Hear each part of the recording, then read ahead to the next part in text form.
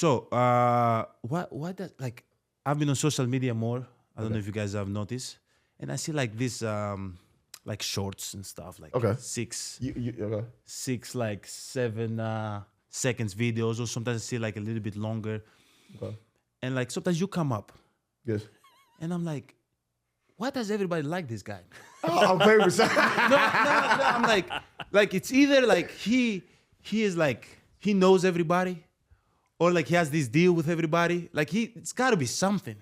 Like there was this clip that somebody was about. I'm not even gonna give them a shout out, but somebody was like mentioning your name. He's like, hey man, you can't talk shit about Thanasis, man.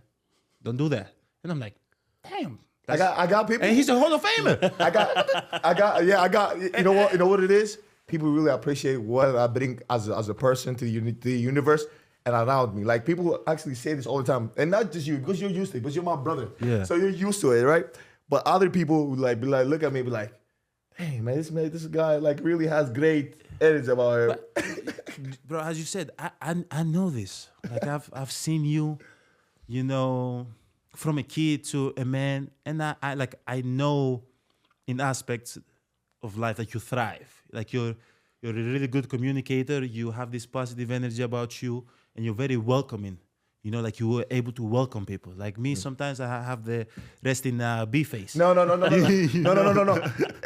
me say something. That is a lie, because if you did, people will say that you don't. Yeah. You're just when you play, you're locked in. You're zeroed in when you play.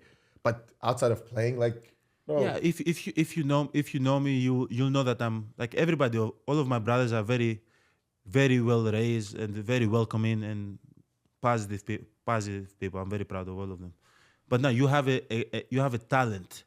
Like I think anybody that meets Thanasis can't talk about Thanasis. Once you know this guy, it's very hard to like say something bad about him. We can embarrass him for a little bit. We'll have like meetings about the podcast, right? And he'll go into these meetings and meet people who have worked in radio and media for 30 years. They don't put in the effort that TA puts into this show on a daily basis. And we'll go into a meeting and people believe me, like, how does he have so much energy?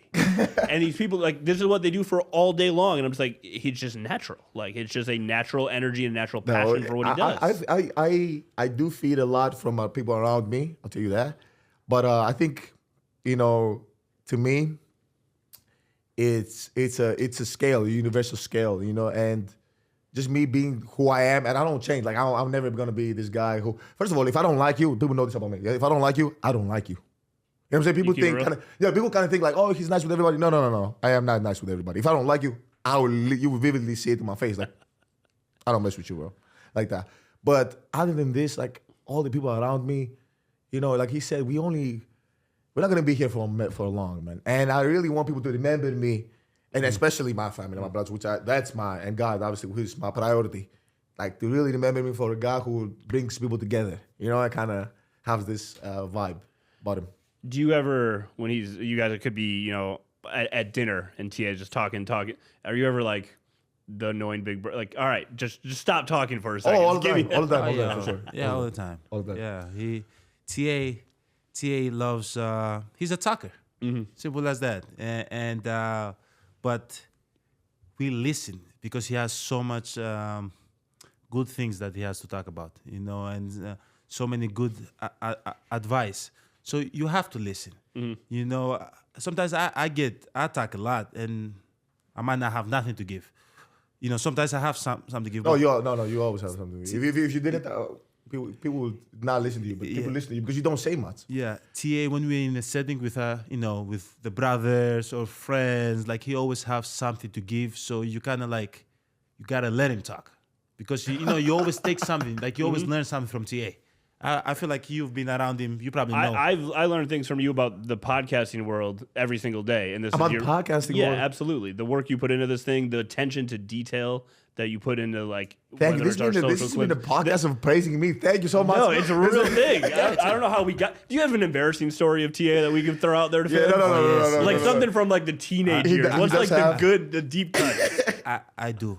Let's get one. No. Shut TA's mic off. Let's get one. Maybe next time. Millions will see this. Millions will see this. Next time.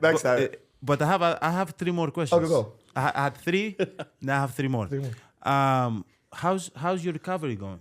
Have My you spoke- recovery, yeah, I did speak, and I mean, I could say. You saw the video that you posted that you look jacked. I look You crazy, look like, right? You look like Arnold Schwarzenegger. You look jacked. I look jacked. I had the time to kind of see that. You know what he's asking me, because I've been away this whole time. He's been locked in with the team, so we don't get to kind of say. That's why he's asking me.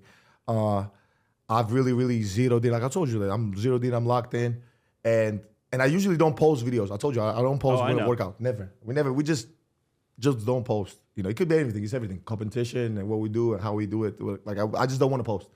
But you know, it was just mostly to remind people like, hey, I'm out here. I'm working. Just the people who really support me and love me on how it's going, and it's going well, man. It's going well.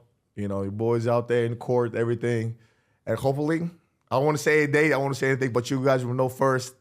You know, and where I'm gonna come back and where I'm gonna be. But you know, without this doesn't happen without my family. Yeah, without my family here, my family who's not here. Like without my family, this doesn't happen. I cannot be locked in if I don't know things are good and people are okay around me. So it's all about that. And my mom, obviously, you can't see her. She's over there.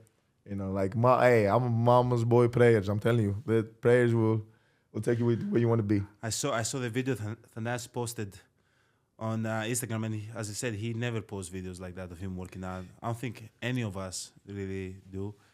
And I was thinking, I'm like, okay, is he, working back towards the game, or is he trying to get the blade role in Marvel? No,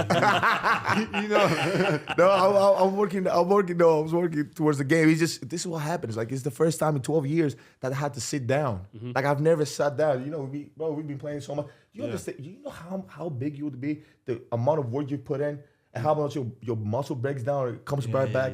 If you just sat down for like 2-3 months and just lift the weights, just ran, you know what's gonna happen? You're gonna look like. Yeah. Well, the NFL Superman. players are asking if you could line up for them because 1,000% he could. Yeah, 100. The guys in the league said they saw him and they're like, "Yeah, we want you on our defensive line or as a tight end." Guys, 1,000% he would. Not only NFL, soccer. We say football, okay. Volleyball, like track and field.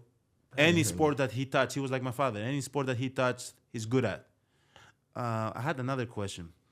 But you talked a little bit about at the end that you cannot say that when you're gonna come back. No, but date, you tell me.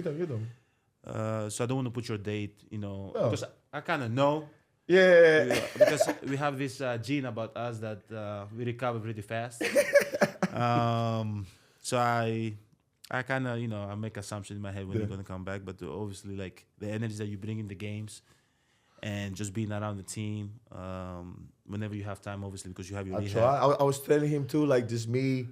You know, they were saying like, man, he was just so passionate. So, I'm like, man, I got to be more discreet. I was telling him literally. Yeah, he said he was going to try to be more discreet. I was like, I think the fans in the arena want the opposite. Yeah, Have you seen some of the things from the Orlando game?